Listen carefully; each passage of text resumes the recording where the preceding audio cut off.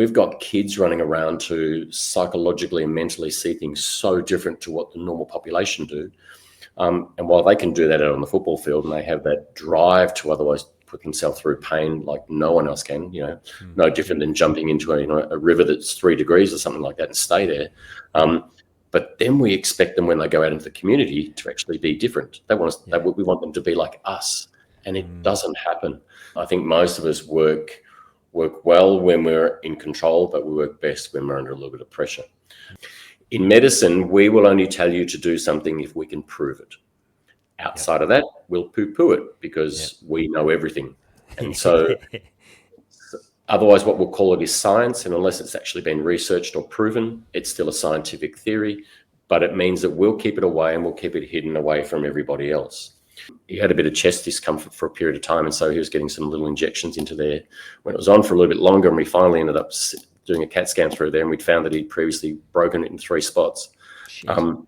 But had continued to keep playing through it for the better part of his entire career, just playing with a fractured sternum. Didn't know about it. Just thought it was just pain.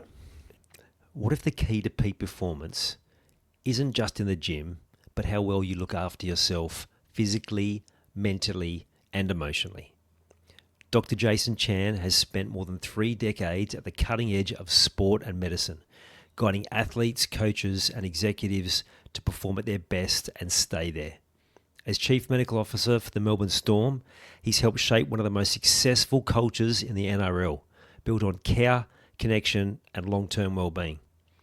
In this chat, Jason opens up about the real cost of living inside the high-performance bubble, why pressure can actually make us better, and how our identity and purpose impact our health.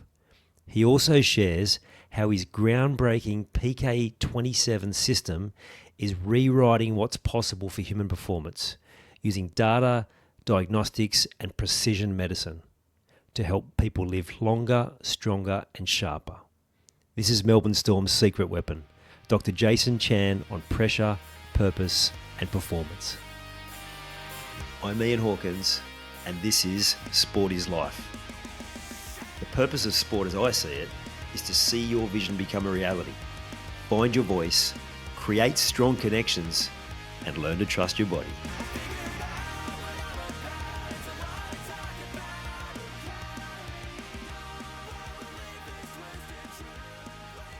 Hey Jason, how you going?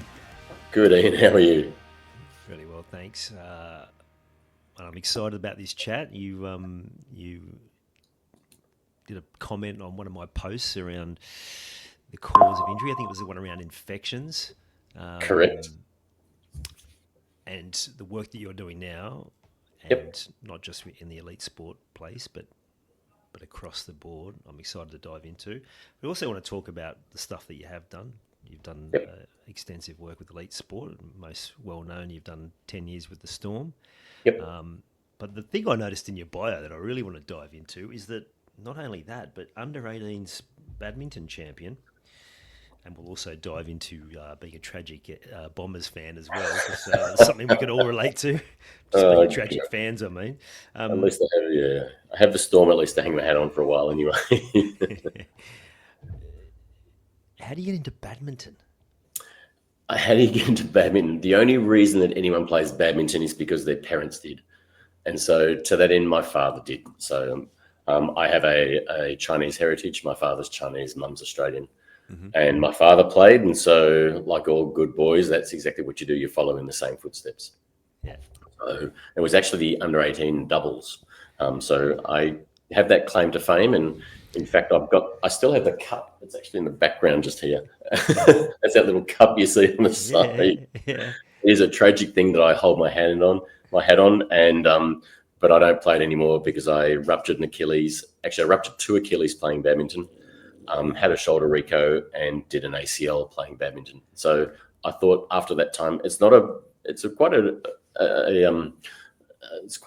aggressive sport, even though it doesn't look like it. But anyway, so just purely a tragic. Yeah, right. Well, anything where you're lunging or changing direction. Totally. No, my father-in-law had to get a hip replacement after, well, actually both of them now from years of playing squash. Same sort of thing. I'm on that path too, don't worry. Yeah, like you said, we grow up sort of playing those sports where you're naturally gifted. Like I imagine your dad must have been pretty handy too He was saw pretty him. good. I think he was, mind you, when you're the Australian champion, you're playing amongst a cohort of about 100 people in the country. So Right. it doesn't mean you're the world's best in the entire world. Probably world ranking wise, I'd probably be close to about 485,000th or something like that. But my father was reasonably handy. But no, beyond that, it's just a little thing that I was vaguely good at for a period of time. And the under 13s at St Albans got a bit tough for me, so I kept going with badminton at football. So it was a much easier thing to do. Obviously, you found medicine came easier to you. Is that something that you always wanted to do? Uh, Probably not is the answer. I was probably one of those more fortunate persons to have a bit of a photographic memory. And so school came pretty easy to me on the basis that I would never forget anything. Um, Right. but I actually finished high school when I was 15. I skipped a year. And to that end, no 15-year-old really knows what they want to do. And it was probably more that medicine was expected of me rather than I actually wanted to do medicine. Yeah, right. But now that So I've you, done it, I'm pretty happy. yeah, I bet. Does that mean you got accelerated because you were going that well? Yeah, I did. I did get excited. I think I got accelerated because the principal had a slightly higher ego than what I had. he liked the idea. He liked the idea that he had a kid who was going to go in a Make brand new him sort of. It was a new high school, and so I think it was sort of I don't got to know. make him look good. Exactly. I think that's exactly what it probably was in any case. But yeah, no, I did okay at school anyway, and fortunate Mm. enough to get into medicine, so I was happy. Do you remember what that was like? Because if you Yep. think about like a lot of elite sports, people would face that same thing, getting moved up levels, Yeah. maybe beyond their maturity. Like, how did you find that It's process? interesting. Yeah, it's interesting to talk about the maturity part because what I do remember is the fact that I was trying to get into pubs at 16 when all my mates are otherwise there at 16. Yeah, And I used to actually show my uni card. It doesn't have a date of birth on there, but certainly from a maturity perspective, it's not anything that I would recommend for anyone to do, actually. A score at the end of the day, rather than necessarily whether you were mature or not. yeah, And if I were to have a child, to be brutally honest, who was going down that path, unless they were insanely exceptional, I would not do that. It has a lot of scars, and it's not all. It's all swings and roundabouts, unfortunately. mm, And while I'm very comfortable, very happy with who I am now, my time at university, I'd love to have over again, in a sense, so that I could enjoy it at a better maturity level, as well as actually be able to enjoy half the things that were happening. mm, But I did. It's yeah. I think those type of things are really you really need to think about whether you do that for the same reason as be that sending your child to school a little bit earlier. It actually has a flow-on effect, I think. yeah. While mine's sort of a different lived one, if I had a child in that circumstance, I certainly wouldn't push them. I'd hold them Mm. back if anything. Yeah, yeah. And I think about some of the great players, and the Storm are good at this, at holding players back. We talked about Jonah Pezzett before we hit record. Totally, Um, totally, yeah. and the guy that comes to mind is Daly Cherry Evans. Yes.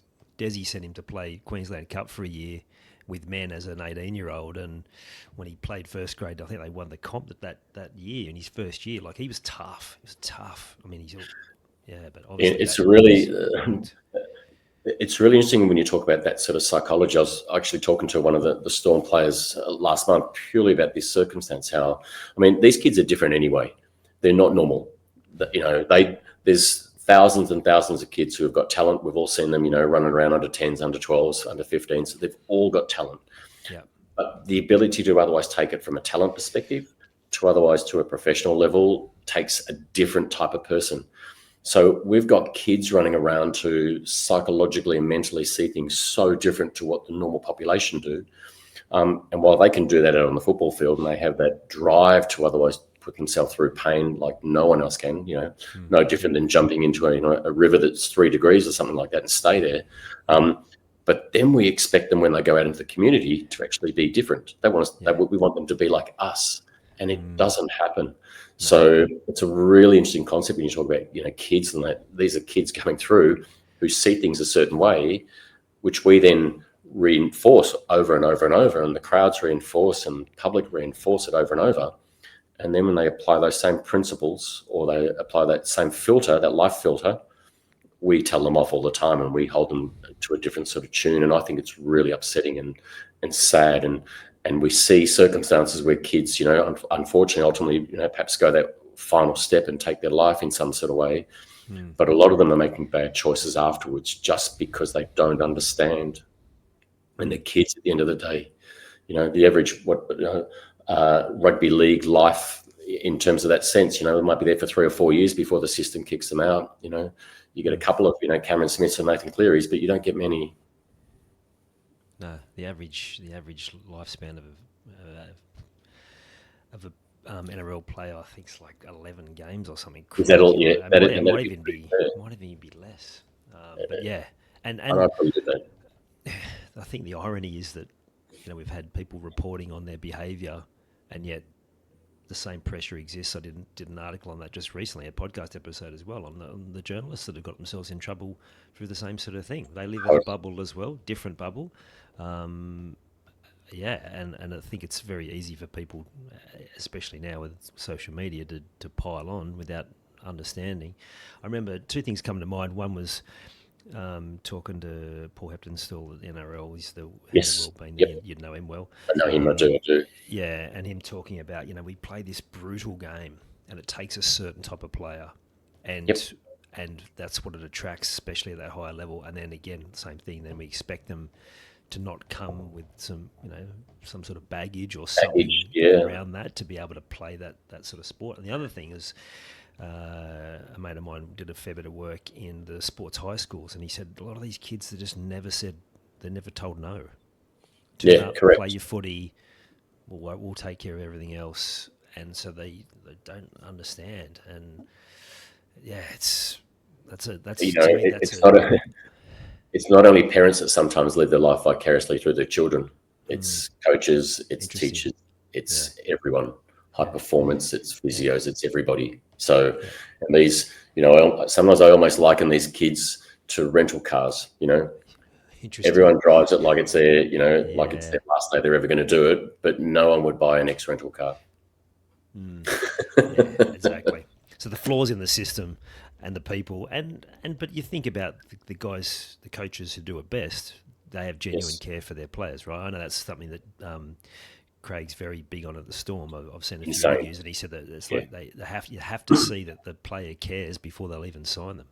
The sum total of one experience to sort of talk about that, but that's the absolute truth. But it's interesting, you talk about Craig, and as much as he says that, Craig lives it. Like, you will not find anyone who's otherwise been at that club, be it from the volunteers all the way through to the Cameron Smiths and whatever you might otherwise have. Craig cares about everyone in that circumstance, and it's a live thing. You talk to any player who comes to the Storm and they've been in another system, they'll tell you and say, Storm don't do anything different to what we do. They just do it better than what we otherwise do and more consistently, and it's just expected. It's just expected. And to that end, I think that's probably Craig is probably the glue, and where he's not the fabric, he's the glue that actually binds everything together. He's the reason that everyone doesn't want to disappoint. He becomes the reason that the program stays the way it does, and we drive ourselves the way we otherwise do. Do you see, given it's, I know it's been said before, but it sounds like this time it might actually stick, that he might be moving on at the end of next year. Do you see that being a problem for results, maybe short-term, medium-term, long-term? It's funny, I don't necessarily see Craig finishing next year. That's just me, and don't tell Bellyache that, because he probably doesn't want to hear that necessarily. I don't see his desire waning under any circumstance. There are, his life moves on, just like all of us. He's a grandfather. He's he's a father at the end of the day, and he's a husband as well. And so his life changes. His desire to coach, no, unchanged, unwavered, I think, to that extent. It's a matter of whether Craig sees something else going on as well. But from the perspective of himself, listen, I think the club itself, when Craig moves on, I think the club will change. But it's a bit like saying, you might change the carburetor out of a Ferrari. It's still a Ferrari at the end of the day. The club is the sum total of its parts. Craig is a huge part of that, and his DNA will be left on that club for a long, long, long period of time after he's left. As time goes on, it'll wane, and as the new coach comes in, that's probably the more pivotal circumstance, whether it's someone who understands the Storm DNA or whether it's someone who wants to impart their own DNA. That's a club decision. That's certainly not mine. But his fingerprint will be left on this club for a long time. Yeah, I was going to say that's good to hear, but as a opposing team, probably not. Yeah, no, I think you're stuck with the Storm, hopefully being a little bit there for a long time yet. I see it a bit like the Swans, the Lions. Like it has to work, or the team just like we saw what happened to the Swans in the when they were really languishing in the 80s, and just they won't survive. They need to have a level of success in Melbourne, and they've done a pretty good job. Anyway, enough talking about other people. So, how do you get from medical school? Like, where do you then go to before you make your way into the sport space? Yeah, it's an interesting one actually, because I have 5 children. I have 5 adult children, and I've got 3 grandchildren at the same time. But I'd had 5 children before the age of 30. Wow. So you accelerated in every area. I accelerate a little bit too quickly sometimes. Yeah. But to that end, my intent was to actually try and do orthopedic surgery. And through probably the fact that I wasn't probably smart enough, and the fact that I had 5 children running around my feet, found it probably difficult to get through that sort of program. And so I, in a sense, fell into general practice because it became more family friendly and easier to otherwise do. But within that, always maintained my liking for sports medicine, and spent some time with 2 quite eminent sort of sports physicians in this town, and indeed this country.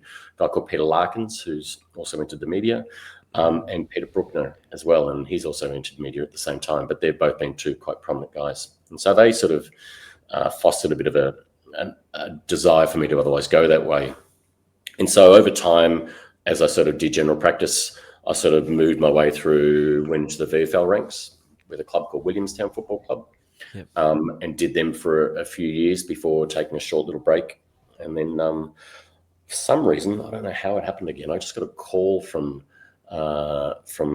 actually, no, I do know how it happened. I knew a guy called Grant Weir, or I know a guy called Grant Weir, and he knew a guy called Frank Panisi, and Frank Panisi's been the football manager at the Storm for but 20 years essentially now, for a long time. And Frank gave me a bit of a call and sort of said, "Hey, listen, this guy suggested this sort of guy. Do you want to have a bit of a chat?" And basically that's how it happened. And at that time, Storm had been struggling to get a doctor because they couldn't get one for, come rain, hail or shine down in a city like Melbourne, where everyone wants to do AFL as a good bloke sort of type situation, I think, and certainly grew into that role, and have been quite happy with the whole situation ever since, essentially. Yeah, and I get that sense both the couple of times I've spoken to you. So what is it about working in that environment that you love? So I think like all situations, I think no matter what you do in life, you want to push yourself to the best you can do. And I think most of us work well when we're in control, but we work best when we're under a little bit of pressure. And I think what you do like is you like to be in that point where you're just a little bit uncomfortable. And there's no doubt that there is also an element of ego involved, like there is in all circumstances. And it's nice to otherwise be wanted, to be needed in that sort of circumstance too. And there's no doubt it's interesting, as I said, I've been at the club for 10 years now, or as their CMO, it becomes part of your identity in many respects. You are, Dr. Jason Chan, Melbourne Storm CMO. It's almost like said in the same word, almost like a hyphenated surname. And when that sort of continues on, as I said, that ego sort of gets involved. And I'm being honest here, most people would sort of say, "Oh, it doesn't become you," but it actually does. And then you build relationships, and club culture in anything, whether it be netball, whether it be bocce, whether it be rugby league, it basically is a point where everyone's striving for the one goal. And when you've got a whole lot of like-minded people working towards a common goal, be it to walk from Melbourne to Frankston, in a day, or, go down the park and and have a picnic and have fun. You're all having a common goal. So when you all have that, you almost develop a level of kinship. And for me, I didn't think I'd last the first 6 months, to be honest, before I started. But as you stay, it becomes harder and harder not to leave, because you never want to leave, but it's harder and harder to differentiate yourself away from that person and the person who's otherwise at home.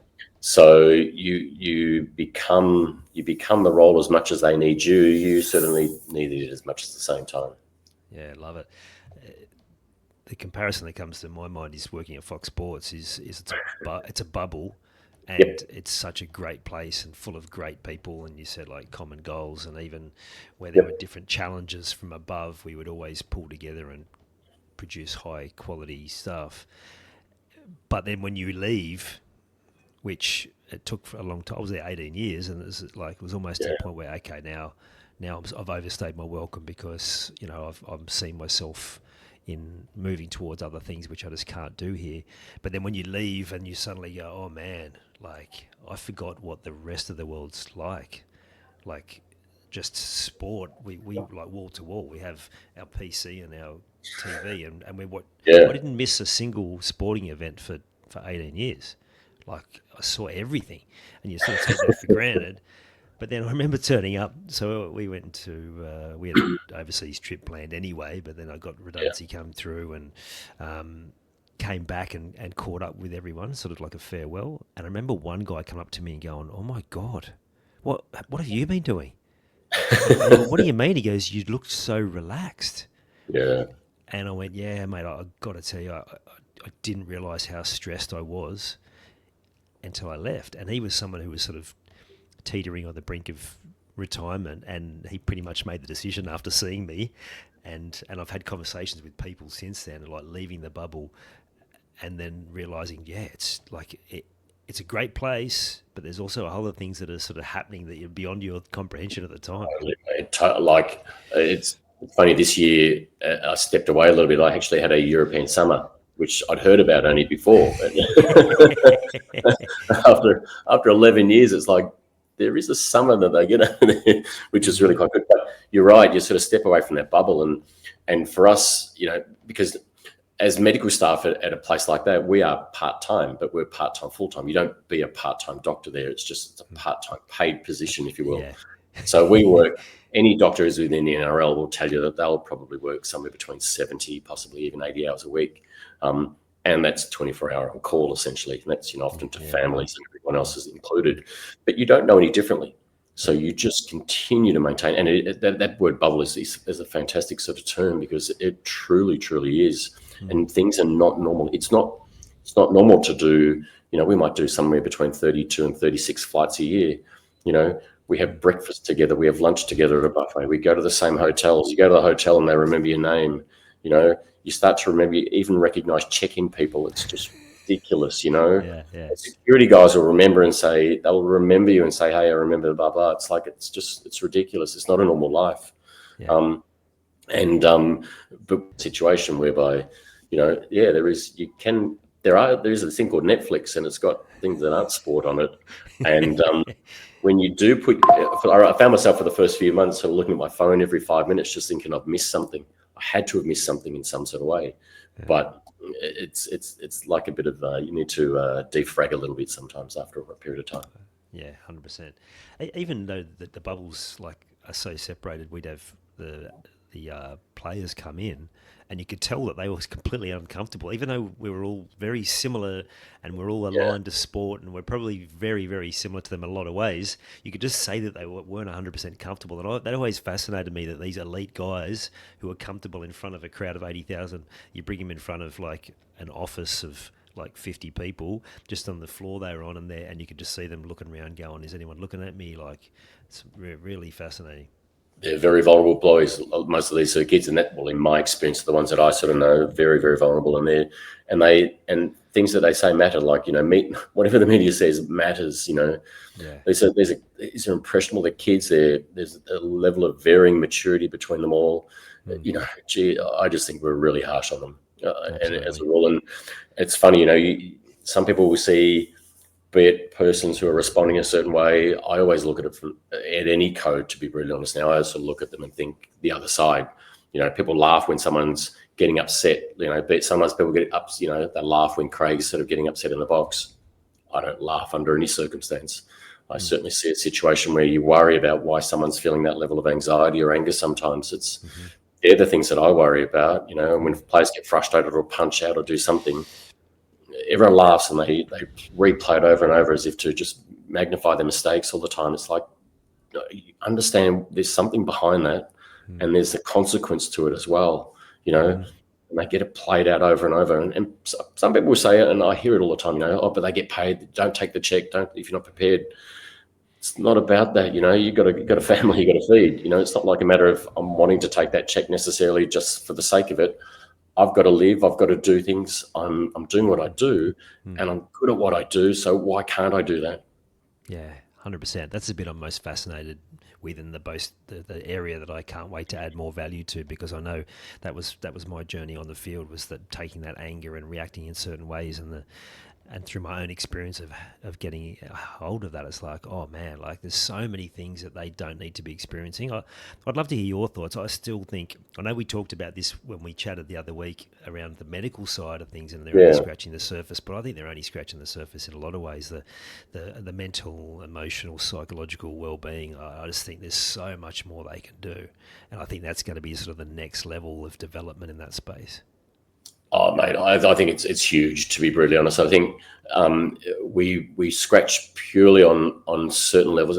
It's funny, and I know we sort of talked about this sort of briefly. It's almost like we have a circumstance whereby if you go to your GP for a bit of a checkup, you'll go to get your checkup. You'll go once a year, get your blood pressure taken at that one point in time.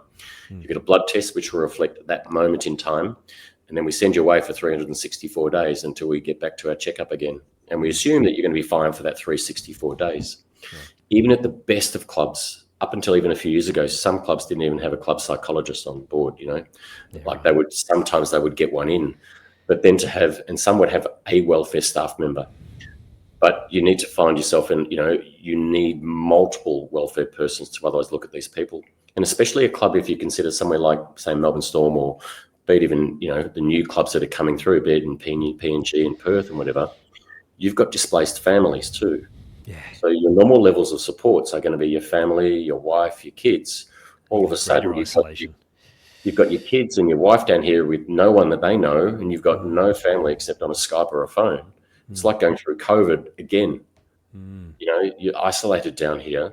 And so to that level, at the Storm, we invest highly in terms of that welfare sort of mode. And I think other clubs need to continue to do so. And while we're doing it wellish, we can all do better. There's no doubt whatsoever. Buddy Franklin was called Buddy for a reason. So I think that sort of type of mentoring is really an important sort of thing that needs to always happen to help men grow. I think it's a very, very important sort of role, and someone outside of NRL. It's really important. Yeah. I'm doing some work with the sports psych at the moment around building a platform for men who work with men. Yeah. So I think that's going to be a big one, because I think if we can educate the people who are in charge of these young athletes and help them to see how they're going to get even better impact, that's going to fast track it.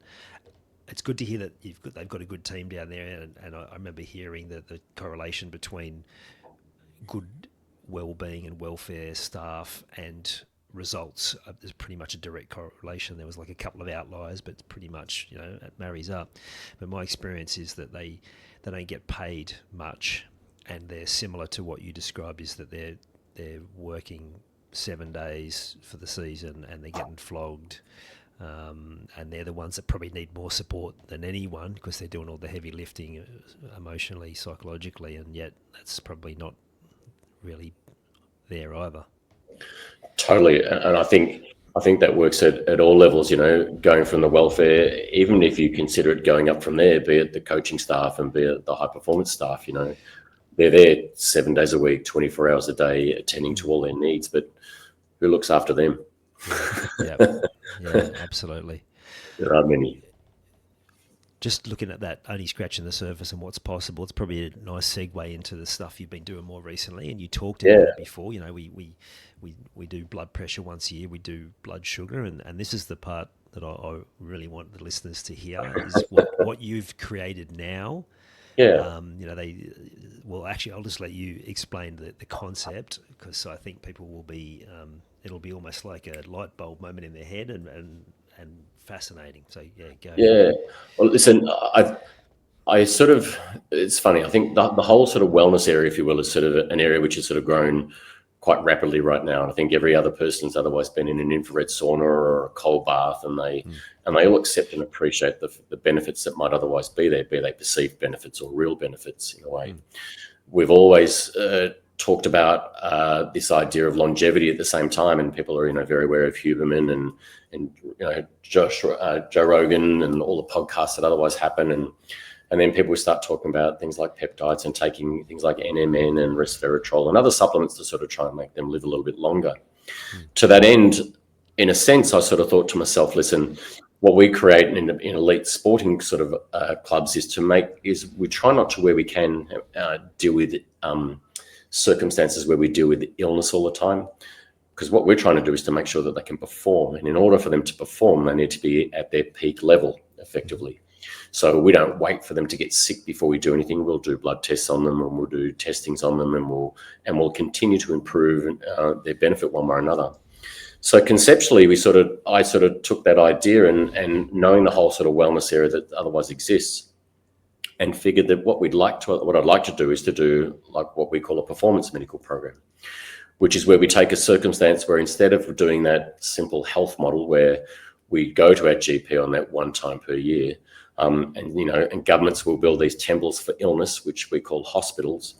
And rather than going to your GP, like I said, once a year and then going to them 6 times a year when you're sick, it'd be an ideal circumstance if you went to see them 6 times a year when you're well, so that you only see them one time when you're sick.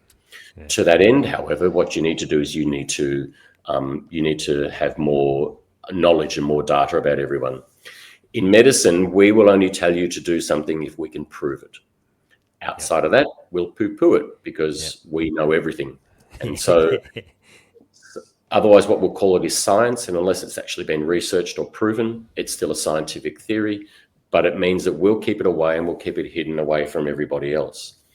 Now, most people nowadays are sort of dabbling in all these extra things and wanting to live longer and better and all of those things. So for me, I'm not necessarily about living necessarily longer. I certainly want to live better. But I think if you live better, there's your every chance of living longer.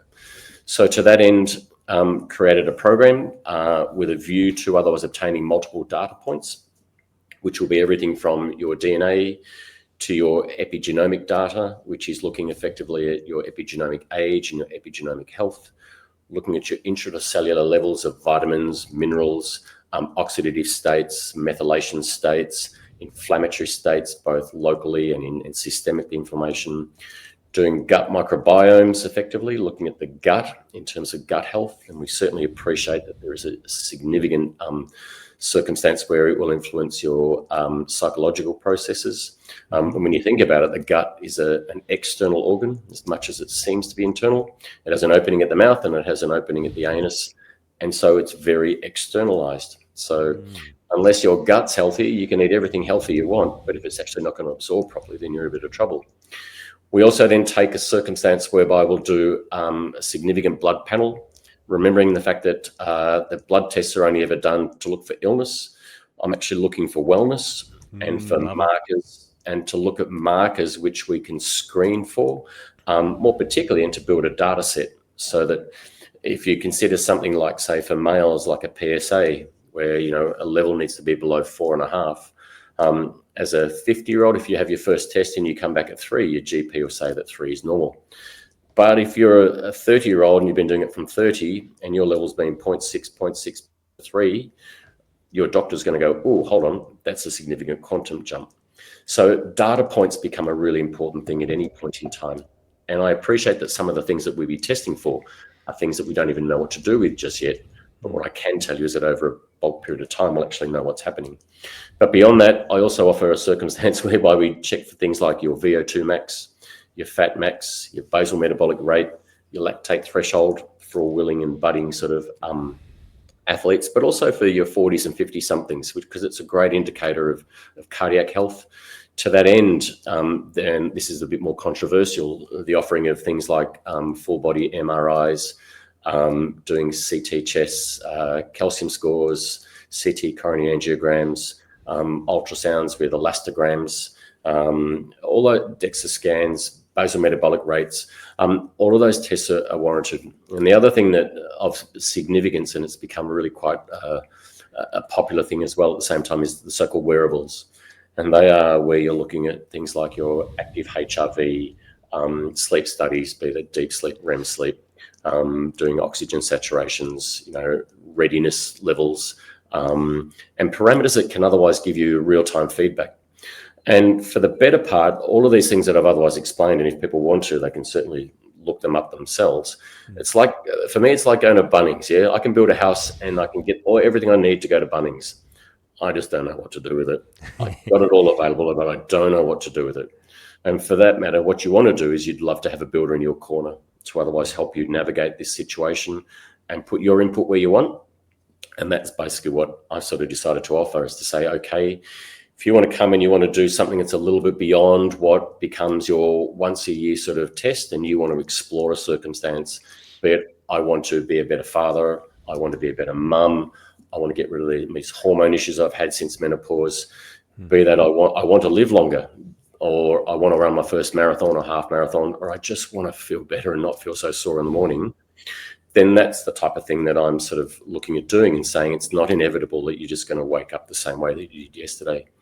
And the other part to that is the fact that in much of what we do, if I said to you, Ian, listen, hey, you need to exercise more, eat less sugar, you need to stress less and sleep better, it's like, Jason, tell me something I don't know.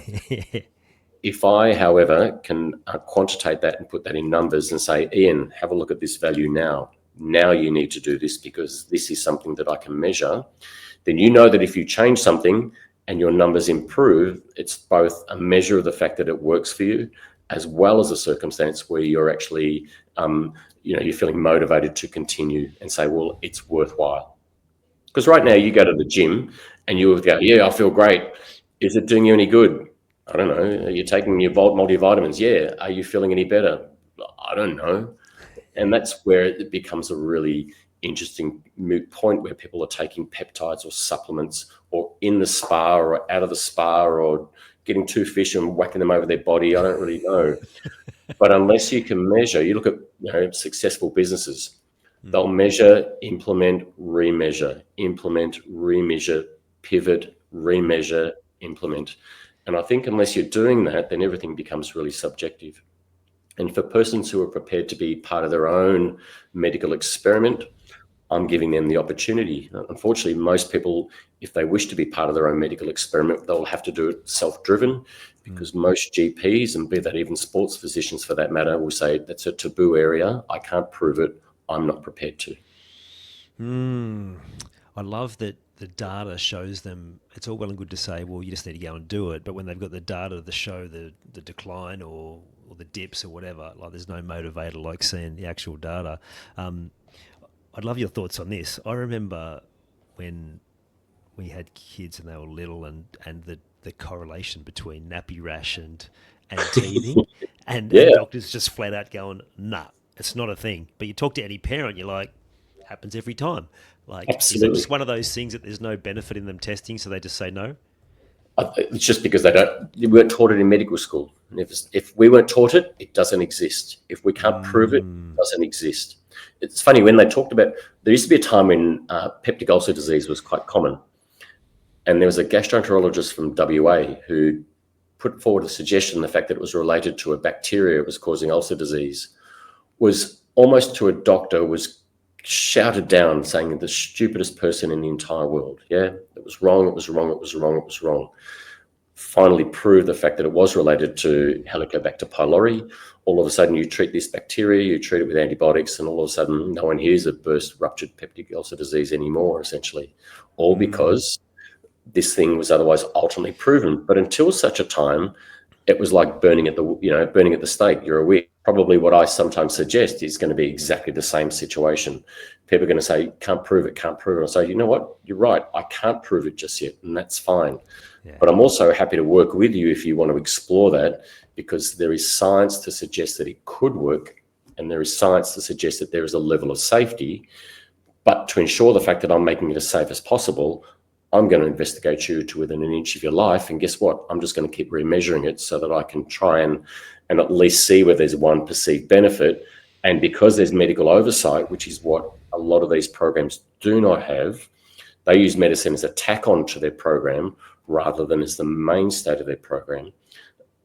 By giving you that absolute medical oversight means that you have a backed up sort of level of safety.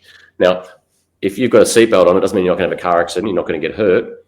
But if you've got the safest car around you, you're least likely to have an accident, at which point you feel safe. I can't tell you that nothing bad's going to necessarily happen. Yeah. What I can tell you, it's going to be one hell of a ride, and there's every chance with what we do that you're going to feel much better about yourself. I love that answer, Jason. Unless we're told that's what it is, then it's just almost dismissed, because everyone's had experiences that don't fit in with, this is where, I'm sure you've got plenty of anecdotal evidence around what you're doing. Totally.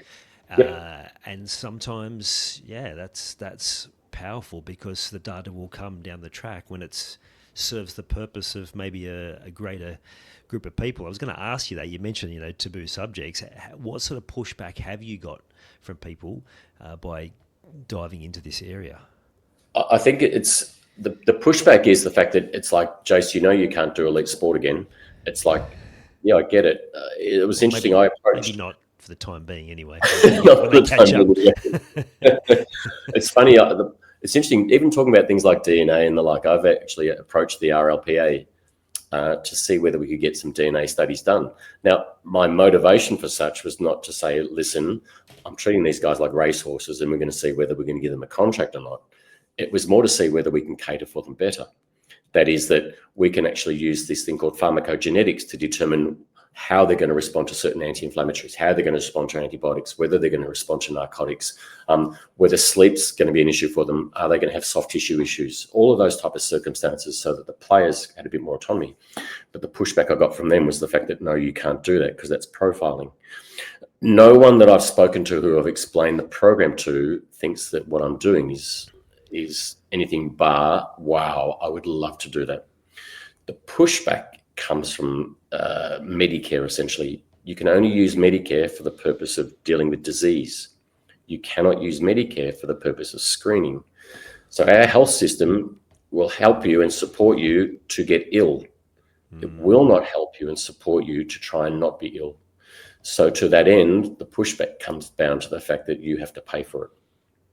Oh. But no one in who I've spoken to, and no other doctor, certainly not off the record in any case, will say, wow, that'd be great to do. You get the occasional, person that's going to go, oh, that's all bullshit, not proving, it's hocus pocus. It's like, that's fine. I don't have a problem with that. You can think that, because I can't disprove you. There's no harm.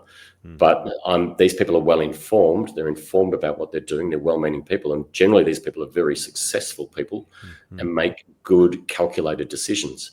We're all encouraged to put, and we're mandatorily got to put 12% away for our superannuation.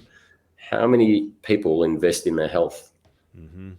Yeah. Yep. I asked someone to buy maybe a little Aura ring or something like that at, $550.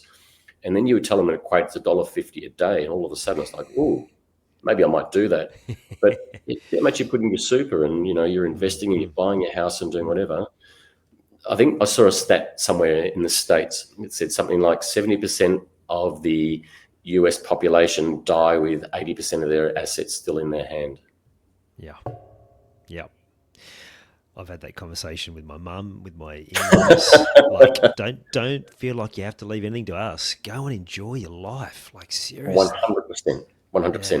But Ian, you and I will both know that those people, by the time they retire at 65 or 70, most people aren't looking that flash.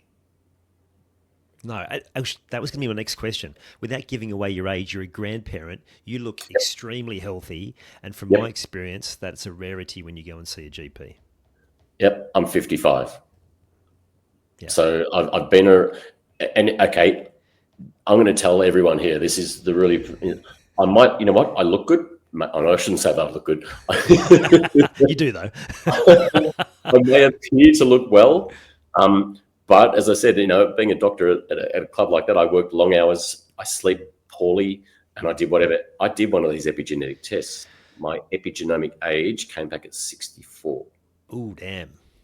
So in that circumstance, it's not to say, therefore, I'm going to live shorter, but what it theoretically will say to me is the fact that I probably might, if I continue to do what I do, I will potentially live shorter than what I'm capable of doing. And that's the interesting part about epigenomic studies, is that they're changeable and they respond to lifestyle, stress, sleep, and excessive sort of work are all things, meditation, mindfulness are all things that can be adjusted. Yeah. But it's a matter of finding the right thing for you. Yeah. So I'm about to have my next test, and I'm hoping it's a little bit better than what I otherwise had it. But so you can be someone who exercises, and you can be someone who goes to the gym, and you can do all of those things.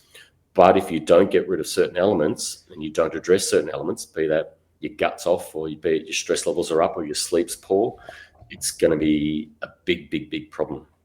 Yeah. I sort of feel like it, and so almost what I want to try and do is recreate a team-based circumstance where everyone's helping you out to perform at your best. It just so happens, say, at the Storm, they've all got talent in rugby league. It doesn't mean that you can't do that in your own family.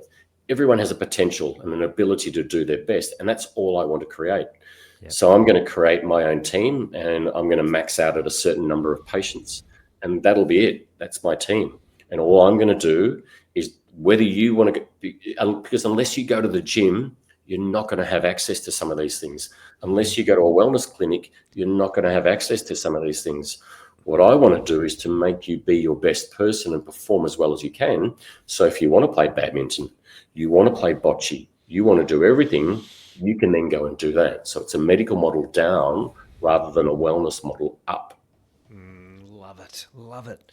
A few things there, like you said, the right thing for you. I'm a big fan of that, because there's too many, cookie cutter, one size fits all approaches out there. Yep. I found the same thing with mental and emotional health. Is it's very much, what happens when the shit hits the fan, instead of saying, well, what are we going to do before? And my experience is something that Jim Rohn talks about, is people would spend far more time planning their holidays than they do planning their life, and specifically in that health space. And like I've had that same experience. Like I have no doubt that I need to spend more time in that physical data that you do, but I know the work that I've done mentally, emotionally has had people say to me, how old are you? And then I tell them, they're like, what? Like, no way, because I know how that does the same effect, right? Like it you feel better, you less of that stress, the infections, like all of those different things that can come from mental stress, physical stress, psychological stress. So, like, I'm just, so many areas we can take this. I'm just trying to think what's going to be the most beneficial for the people listening. I love what you said there, is like you're going to build it, and you're going to have your team, and you're going to focus in that area. Yeah. I think about, for anyone who's looking at purpose, sometimes people can get a bit sort of shy away from purpose, because they think it has to be this massive cause that they have to align themselves to. But what if it is just like that? What if it's just like, I'm going to help the people who are in my circle, and it doesn't have to be a big team, but if they want to come with me, then they'll be all in, and that's purpose, right? Absolutely, and it's a great sort of call you guys making. So, because as I said, in where I've otherwise sort of been in that sort of performance level, I've got a health coach as well that we sort of utilize as well, and I've been fortunate enough to have a young woman called Annabelle Smith, and if you know sport, you'll know that Annabelle is an Olympic diver, and she was there at 4 Olympics. Received a bronze medal at Rio and stuff like that. And it's not to say, therefore, that Annabelle's an Olympian. It's to say, you know what? I've got someone else, and we've got people in our team who have been there. They know what it takes to hurt. They know what it is to be single-minded. They know what it is to actually say, oh, I'm not sure if I can do that. Well, They've been there. They've put themselves in circumstances where they've been pinpricked and they've done whatever they've done. And to that end, that's what the idea otherwise is. I think that the weekend warrior who might even perhaps have an aura ring, or they might go ahead and do a blood test through Everlab, or they sneak some peptides from Biovate from time to time. Sometimes you then you're in a circumstance where you begin to stress about the process of what you're doing and what data you're getting. Yeah. When ultimately at the end of the day, it's like a share market. If you're going to buy some shares, you buy one set of shares, you're looking at that stock market every day in case it goes up or down, or do you have to sell? If you're fortunate enough to have a stockbroker, you buy them and you leave them, and he'll come and tell you when it's an issue. He'll put perspective and say, don't worry about the fact it's gone down now, you'll be fine. You take comfort from that, yeah? He gives you that opportunity, says, hey, there's a new stock lead here. It might be worthwhile. Do you want to get in? Yeah, no, I don't. That's the type of thing. And while, I'm not saying therefore everyone's got enough to go to a stockbroker or someone will take them on, but that's what anyone has a choice with their health if they wish. They can otherwise then choose to be very invested in it. At very least, they can be passive about it, but put someone else who's invested for them. Yes. But I think everyone needs to address it. No different than getting a frigging good bed when you go to bed, because it's 1/3 of your life is in a bed. Get some great shoes because you're standing on that the other 8 hours. Yep. Half the time we're sort of looking to get one from, fantastic furniture at $2 or something like that. And I apologize to people who get a fantastic furniture mattress, but you appreciate, you get out of life what you put in many respects. And I appreciate that many people are just looking at trying to survive. And I do understand and appreciate that. But to a vast majority of us, we can all do something. We can all take a level of, accountability. Mindfulness is free. Yeah. Meditation is free. All of those things are free. So we can be doing something. But if someone could work out an app or use something that could measure your mindfulness or your meditation, does it make a difference? Then you're going to reinforce a good behavior. That's the best way to get a kid to do something, is to get them to think they did it themselves. 100%. Yeah, I do some parent coaching. I was doing some session notes today and seeing it off to the dad. And it's exactly what came up in the session is, where does he do good work? And it's like, Interesting. So when he feels that he's in control and he's empowered to do it himself, he's flying.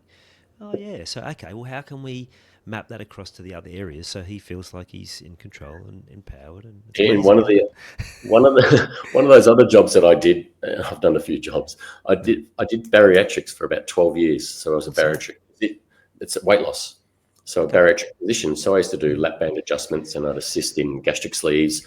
But much of that was also medical management too. So when anyone comes in to sort of want to lose weight, I don't ask them and say what they're eating. All I do is I help them lose weight to begin, and I'll put them on something like some Manjaro or some Wegovy, might add in a little bit of phentermine or topiramate, some other medications. Now, I'm very much medication driven because I do know that they work. But hear me out here. But I will put them on that for 2 months without asking too much about their health. Nor am I going to ask how they're eating, nor am I going to ask them. They go, aren't you going to ask me about my weight or what I'm psychologically doing or how much I'm eating? I say, no. If I can make you drop 15 kilo to begin and you start feeling better, then we start having the conversation. Then you'll come from a position of knowledge, and then you'll come from a position of motivation. Because if I tell you right now, give me a food diary, tell me what you're eating and do blah, blah, blah, blah, blah, it's all confronting, it's stressful, it's all of those things. And I'm going to tell you to eat less. It's like, Jesus Christ, tell me something I otherwise don't know. And I apologize for saying that. But so it's like a kid who's riding a bike, yeah? You put trainer wheels to begin, so he gets the confidence. Then you take them off once he can ride, not before he rides. If I can get someone to lose weight first, they feel good about themselves, they're feeling great, they can now exercise because their knee pain's gone or their hip pain's not as bad and their back's not so bad. Then we talk about the side effects that might happen with those medications, and then we talk about what your diet's like now. Because they come from a position of insight and they come from a position of wellness. So for me in the wellness space, if I can do the same thing, optimize everything that you have first before saying to you, right, now I'd like you to consider an activity to do or a place to be well, be it through a gym, be it through running, be it through badminton, be it through bocce, be it through chess, whatever you wish to otherwise do, then that circumstance is what we try and achieve. Love it. I can relate to what you said about the mattress. Like we went through a whole lot of different mattresses trying to find something that worked, and the thing we've got now, I think it's essentially memory foam, but Yep. when I'm away, I cannot wait to get I home. get it. And my wife and I have had the same conversation. We lie down, we're like, "Oh my god, how good is that?" Exactly. The sleeping part. I get it. I get it. I get it. Um, we might have a separate conversation about your sleep when we jump off. We can do that, mate. We can do that comfortably. So, what about for people who are listening and they're like, okay, this is fascinating. I want to find out more. I want to see more of this. Yeah. What could, because you said you're still building the data sets and you're still on that path. Where can they Yeah. find out more about what you're up to? So, and that's a super question, because easiest thing for me to do is to say, hey, listen, go to my website and then you can come and have a chat with me, which I'm more than happy to do with anyone, be that even a telehealth if people wish. But it's more around, the internet is full of a whole lot of things.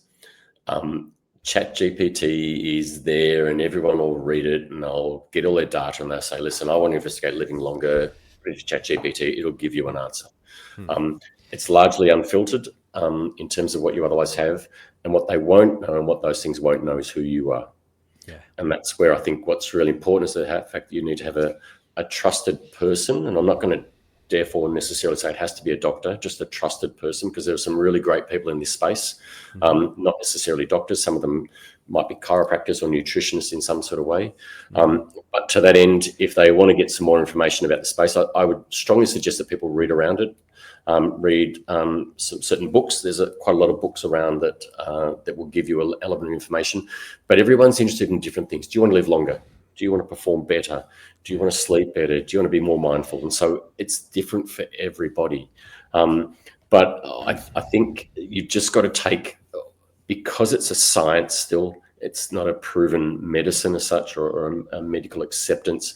It's fraught with a level of trepidation. So you just got to have someone that you trust. If it's your GP, great. If it's someone who you know who's been through a process and they're a trained professional, they just got to be professional in whatever they otherwise do. Yeah. Then take that. And I'm not saying therefore that everyone has to come and see me, because I'm not going to be saying that I'm the world's greatest, I am, but or available to every person, right? Or available to every person, because unfortunately there's always costs associated with those circumstances. Yeah. But take whatever you have, and even if you've got some information and you're unsure, even if you take it to your GP who knows you, who knows you, can then tell you yes, no, or indifferent. I mean, we look at peptides for that matter, and there are people who are purchasing peptides off the internet, which is, when you think about it, you're injecting stuff which you have no idea where it's come from, how it's prepared, where it's stored, any of those circumstances, and you're hoping it reproduces everything that you've read on some blog that you don't even know where it's from. Now, if I said that about any other topic in the world, you'd laugh at me. But that's what people do right now, and they'll do it because it's cheap, or because someone said so, or you got it from a gym. Why would anyone do anything like that whatsoever? You won't, if I said that dog shit over there is safe to eat, okay, I'll have some of that dog shit. It's natural, it's free, it's whatever it otherwise is. Yeah. People will otherwise do it. To that end, you just got to make sure that whatever you're doing to the best of your knowledge, and you trust the person who's giving you that advice. So good. Yeah, and I love that you've included there, it doesn't have to be you, it doesn't have to be a doctor, because that's been my experience too. Like, I'm a massive fan of kinesiologists. I've got like 4 of them that I visit at different times. A guy just down the road, he's a doctor, he's a chiro, he's a naturopath. Man, he's got a whole lot of things on his wall, and he approaches it different to anyone I've ever seen. He's a wizard. He's helped a few different people in my family with things that they couldn't get help with anywhere else. And I think that's the word you use there, trust. It's such an important... And you're not going to take stock advice from him, though, are you? Because you know that he's not a stockbroker. Yeah, 100%. He does what he does, and you trust in what he does because he's been doing it. Yeah. It's interesting just digressing back to peptides. Peptides, people forget, actually in this country are legal, and they're actually a Schedule 4 drug. So they're actually on our medical schedule, but they're listed down as a Schedule 4 poison. And the reason they're listed down as a poison is not because therefore they are poisonous. It's because we can't tell you and prove categorically what that will actually mean for you.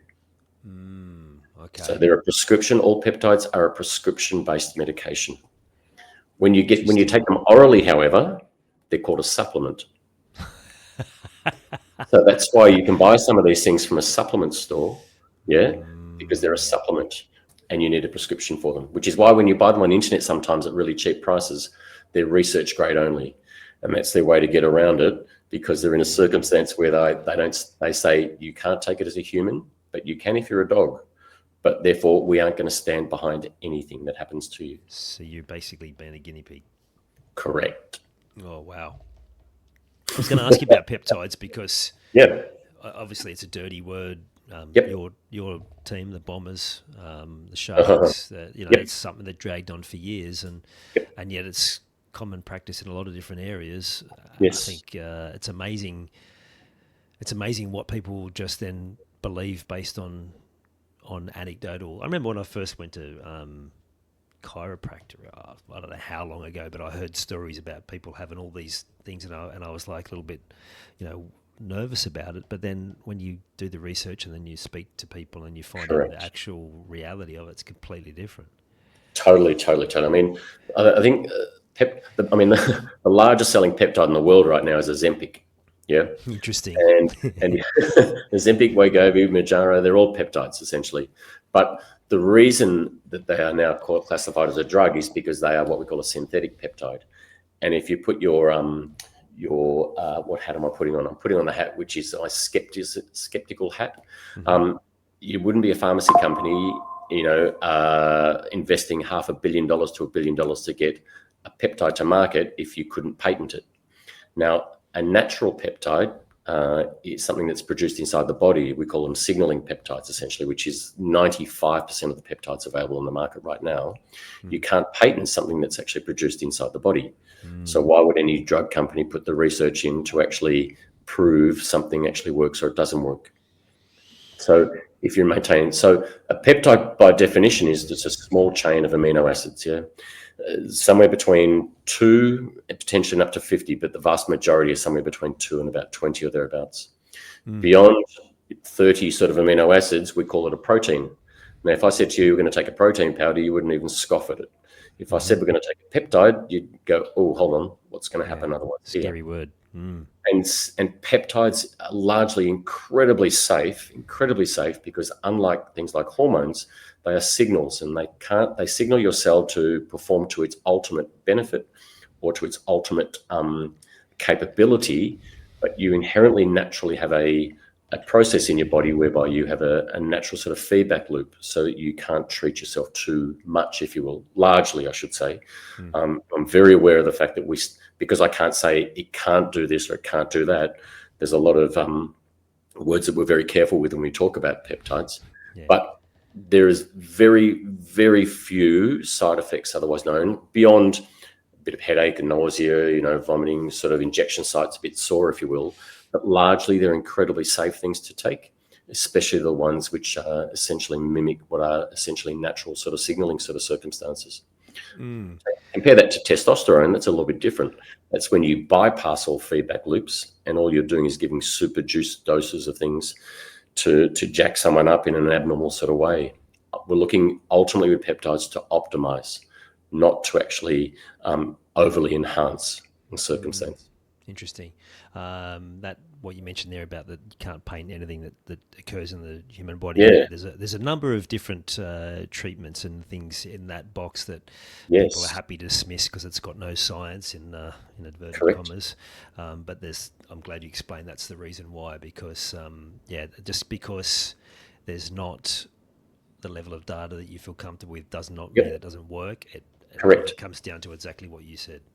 There's a lot of it's mostly anecdotal data. It's interesting. One of the big ones that we use right now is one called BPC 157, and you may well have heard of that. It's a peptide which is otherwise used to help in terms of recovery and healing, and shows a huge amount of success in sort of that way. Last year in the States, it was actually taken off the FDA over there, so it's now banned over in the States.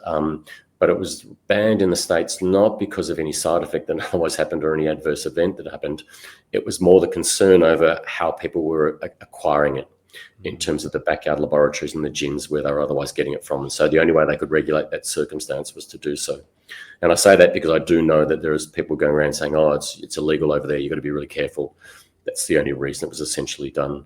And Big Pharma, you can argue again, we're quite happy when that came off. I could go down that whole pharma thing. I think that's a conversation for another day. I'm a big skeptic of Big Pharma right now sometimes, except for some of the biologics, which are really good. But anyway.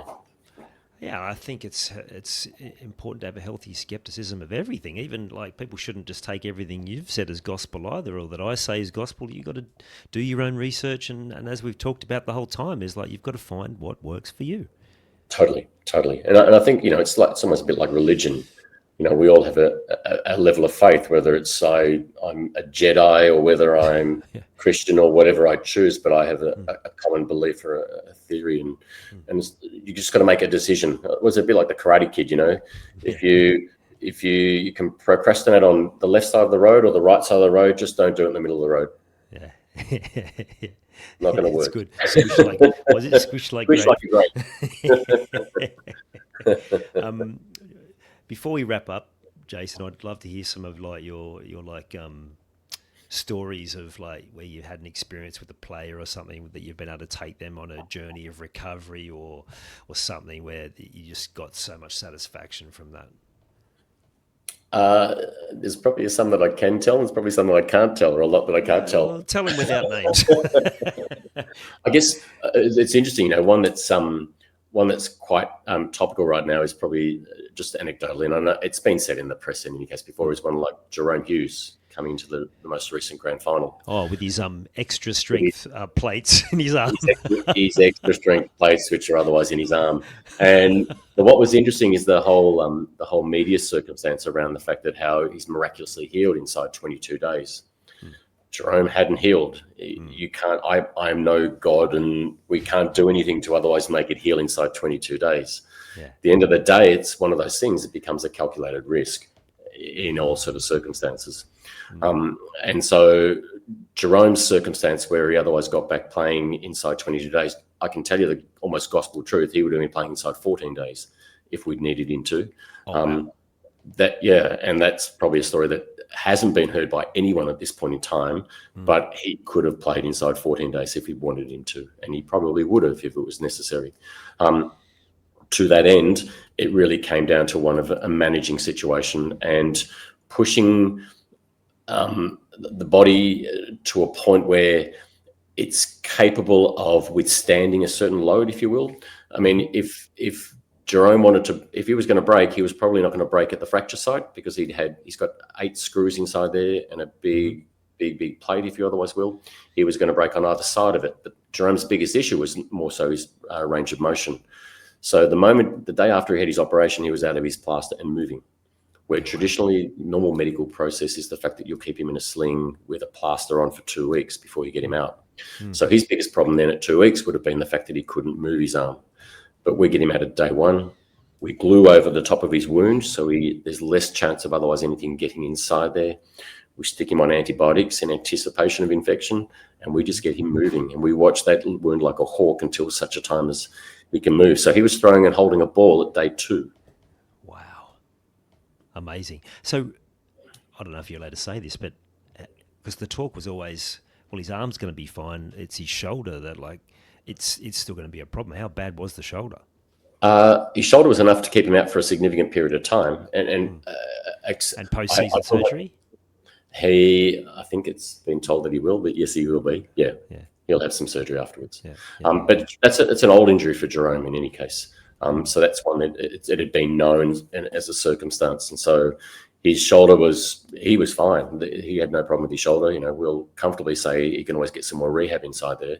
But if anyone sort of says to them, we're having season-ending surgery or surgery at the end of a season, they're not fine. They're as good as they can be because there's ultimate risk in any circumstance.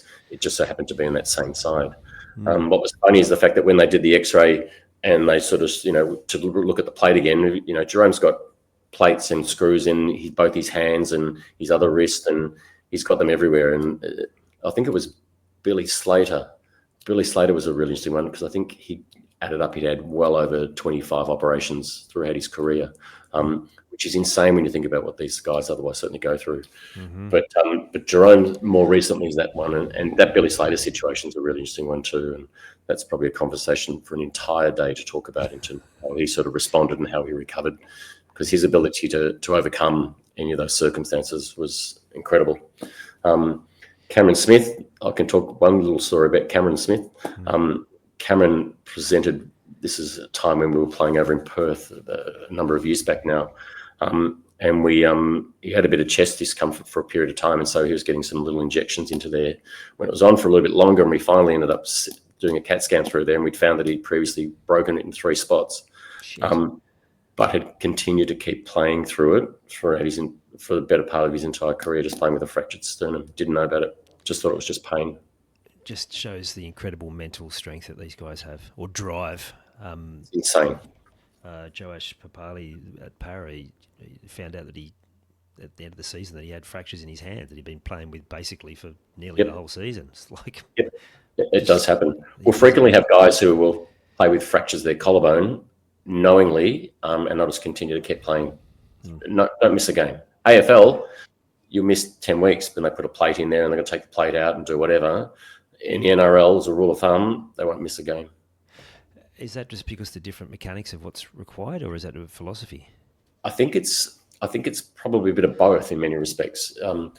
I think it's a different nature of how they play, and you can argue a case for suggesting that using local anaesthetic is an appropriate thing or not an appropriate circumstance. I think if you can be sure the fact that you're not going to do any structural damage and there's informed consent about a circumstance, then I think people will accept the fact that it's okay to use. I'm never going to say it's appropriate or not, because that's not the decision for anyone but the doctor and the player to otherwise certainly make.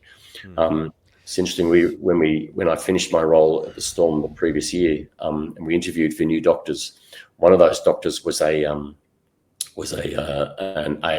practicing AFL doctor, and when asked how many injections he'd given through the year, he said 3. And my CEO turned to me and said, "Jace, how many have we given?" And I said, "We're 3 figures plus." And he was like, "Wow. Oh my God, what the hell?" And he just looked at me as if to say, "What job am I actually interviewing for?" Yeah, but we do those things, and it sounds like a big gun. I was going to say, it's like MASH. It's like MASH, like just piece them back together and get them back out there.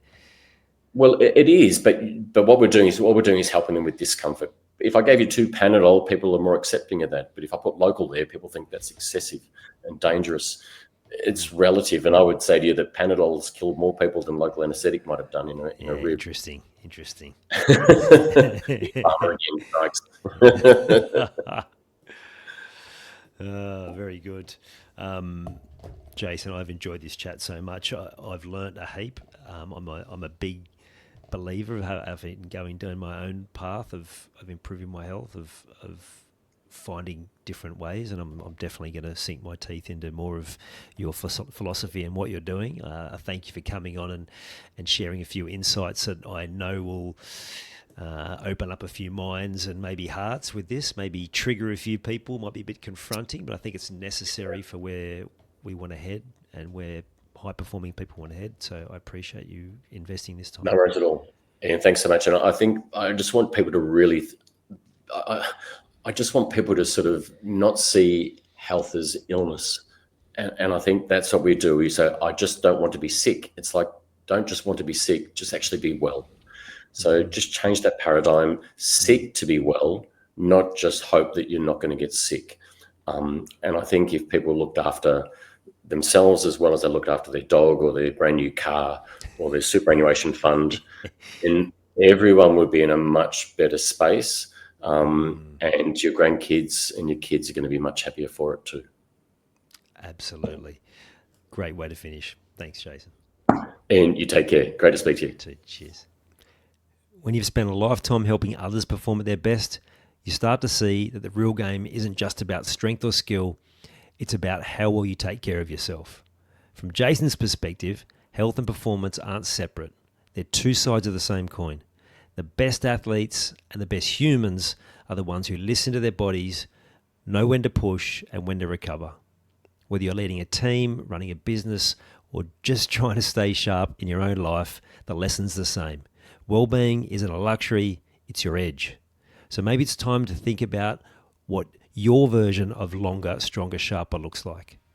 And if this episode hit home, share it with someone who needs to hear it, because the more we all learn to look after our performance and our health, the better our game becomes. You've taken the time to listen to this whole episode. Now it's time to take action. Commit to one thing you've learned today and make it happen. And to avoid any obstructions, join the Sport is Life movement by clicking on the link in the show notes.